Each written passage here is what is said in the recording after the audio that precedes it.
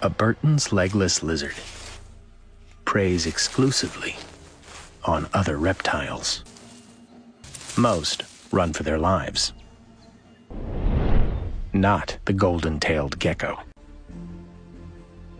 Being small and camouflaged gives him some protection, but not from the sun. He needs shade, and only the length of a credit card. He'll slot in perfectly just there. Legless lizard's eyesight is attuned to the slightest movement.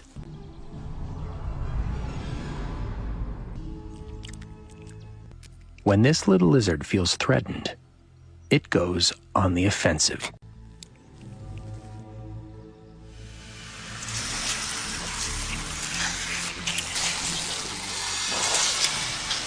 A goo-slinging gecko.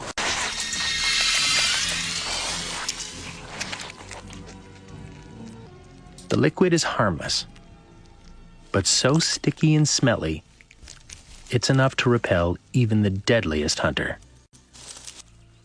Slowly but surely, he takes shelter.